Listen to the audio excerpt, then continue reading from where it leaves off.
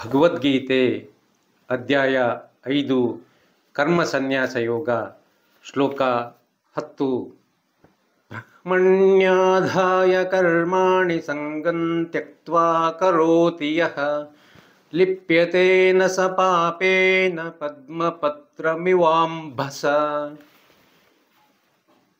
ಈ ಶ್ಲೋಕದಲ್ಲಿ ಬರುವ ಪದಗಳ ಅರ್ಥ ಹೀಗಿದೆ. ಯಹ ಯಾವ ಪುರುಷನು ಕರ್ಮಾಣಿ ಎಲ್ಲ ಕರ್ಮಗಳನ್ನು ಬ್ರಹ್ಮಣಿ ಪರಮಾತ್ಮನಲ್ಲಿ ಆಧಾಯ ಅರ್ಪಣೆ ಮಾಡಿ ಸಂಗಂ ಆಸಕ್ತಿಯನ್ನು ತ್ಯಕ್ತ್ವ ತ್ಯಾಗ ಮಾಡಿ ಕರೋತಿ ಕರ್ಮವನ್ನು ಮಾಡುತ್ತಾನೋ ಸಹ ಆ ಪುರುಷನು ಅಂಭಸ ಪದ್ಮಪತ್ರಂ ಇವ ನೀರಿನಲ್ಲಿರುವ ಕಮಲದ ಎಲೆಯು ನೀರಿನಿಂದ ಲಿಪ್ತವಾಗುವುದಿಲ್ಲವೋ ಅದರಂತೆ ಪಾಪೇನ ಪಾಪದಿಂದ ನ ಲಿಪ್ಯತೆ ಲಿಪ್ತನಾಗುವುದಿಲ್ಲ. ಈ ಶ್ಲೋಕದ ಅರ್ಥ ಹೀಗಿದೆ. ಯಾವ ಪುರುಷನು ಎಲ್ಲ ಕರ್ಮಗಳನ್ನು ಪರಮಾತ್ಮನಲ್ಲಿ ಅರ್ಪಣೆ ಮಾಡಿ ಆಸಕ್ತಿಯನ್ನು ತ್ಯಾಗ ಮಾಡಿ ಕರ್ಮವನ್ನು ಮಾಡುತ್ತಾನೋ ಅಂಭಸ ಆ ಪುರುಷನು ನೀರಿನಲ್ಲಿರುವ ಕಮಲದ ಎಲೆಯು ನೀರಿನಿಂದ ಲಿಪ್ತವಾಗುವುದಿಲ್ಲವೋ ಅದರಂತೆ ಪಾಪದಿಂದ ಲಿಪ್ತನಾಗುವುದಿಲ್ಲ. ಈ ಶ್ಲೋಕದ ವಿವರಣೆ ಹೀಗಿದೆ. ಆತ್ಮದರ್ಶನವಾಗಿರುವ ಹಾಗೂ ಆತ್ಮನಲ್ಲೇ ನೆಲೆ ನಿಂತಿರುವ ಎಲ್ಲೋ ಅಲ್ಪ ಮಂದಿಗೆ ಮಾತ್ರ ಹಿಂದಿನ ಶ್ಲೋಕದಲ್ಲಿ ಹೇಳಿದುದು ಅನ್ವಯಿಸುತ್ತದೆ. ಆದರೆ ಎಲ್ಲರಿಗೂ ಕರ್ತೃತ್ವ ಭಾವವನ್ನು ಸಂಪೂರ್ಣವಾಗಿ ತೊರೆದು ಹಾಕುವುದು ಕಷ್ಟ ಸಾಧ್ಯವಾದುದು. ಆದರೆ ಆ ಪರಿಪೂರ್ಣತೆಯನ್ನು ಬಯಸುವ ಸಾಧನೆಯಲ್ಲಿ ತೊಡಗಿರುವವರು ಬಹಳ ಜನ. ಗೀತೆಯಲ್ಲಿ ಹೇಳಿರುವ ಜೀವನ ಪದ್ಧತಿಗೆ ಸರಿಯಾಗಿ ಬದುಕಲು ಪ್ರಯತ್ನಿಸುವ ಸಾಧಕರಿಗಿರುವ ಸಮಸ್ಯೆ ಎಂದರೆ ಕರ್ತೃತ್ವ ಭಾವವನ್ನು ಹೇಗೆ ತ್ಯಜಿಸುವುದು ಎಂಬುದೇ ಆಗಿದೆ. ಅದಕ್ಕೆ ಉತ್ತರ ಈ ಶ್ಲೋಕದಲ್ಲಿದೆ. ಬ್ರಹ್ಮಾರ್ಪಣ ಮಾಡುವುದು, ಮಾನವ ಮನಸ್ಸಿಗೆ ಎಲ್ಲವನ್ನೂ ಬಿಡುವುದು ಎಂದರೆ ಆಗದು. ಎಲ್ಲಿಯವರೆಗೆ ಮನಸ್ಸಿರುತ್ತದೋ ಅಲ್ಲಿಯವರೆಗೆ ಅದು ಯಾವುದಕ್ಕಾದರೂ ಅಂಟಿಕೊಂಡೇ ಇರುತ್ತದೆ. ಅದು ಆತ್ಮನಿಗೆ ಅಂಟಿಕೊಂಡರೆ ಯಶಸ್ವಿಯಾಗಿ ಅಸತ್ಯದಿಂದ ದೂರವಾಗುವುದು. ಇದನ್ನೇ ಶ್ಲೋಕದಲ್ಲಿ ನಿರೂಪಿಸಿರುವುದು. ಎಲ್ಲವನ್ನೂ ಬ್ರಹ್ಮನಿಗೆ ಅರ್ಪಣೆ ಮಾಡಿ ಬದುಕನ್ನು ಮುಂದುವರಿಸು ಎಂದು ಭಗವಂತ ಕೃಷ್ಣನು ಉಪದೇಶಿಸುತ್ತಾನೆ.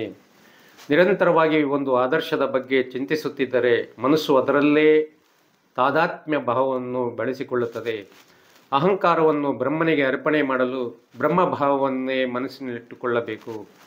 ಈಗ ಅಹಂಕಾರ ಭಾವವು ಹೇಗೆ ಸ್ವಾಭಾವಿಕವಾಗಿ ಬರುತ್ತದೋ ಅಷ್ಟೇ ಸ್ವಾಭಾವಿಕವಾಗಿ ಬ್ರಹ್ಮಭಾವವು ಬರಬೇಕು.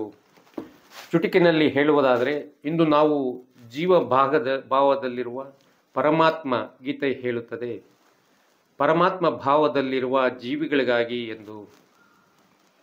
ಒಮ್ಮೆ ನಮ್ಮ ಸಹಜ ಸ್ವರೂಪದ ಅರಿವಾದೊಡನೆ ಶರೀರ, ಮನಸ್ಸು ಮತ್ತು ಬುದ್ಧಿಗಳು ಮಾಡುವ ಕರ್ಮಗಳು ನಮ್ಮನ್ನು ಬಂಧನಗೊಳಿಸಲಾರವು. ಪಾಪ ಹಾಗೂ ಪುಣ್ಯವು ಅಹಂಭಾವಕ್ಕೆ ಸೇರಿದ್ದು ಆತ್ಮನಿಗಲ್ಲ. ನನ್ನ ಪ್ರತಿಬಿಂಬ ಕನ್ನಡಿಯೊಳಗೆ ಅಪೂರ್ಣವಾಗಿದ್ದರೆ ಅದು ನನ್ನ ಮುಖದ ಅಪೂರ್ಣತೆಯಿಂದಲ್ಲ, ಅದು ಕನ್ನಡಿಯ ಅಂಕುಡೊಂಕಿನಿಂದ. ನನ್ನ ಬಿಂಬ ನಾನು ನೋಡುತ್ತಿರುವ ಕನ್ನಡಿಯನ್ನು ಅವಲಂಬಿಸಿಕೊಂಡಿಲ್ಲ.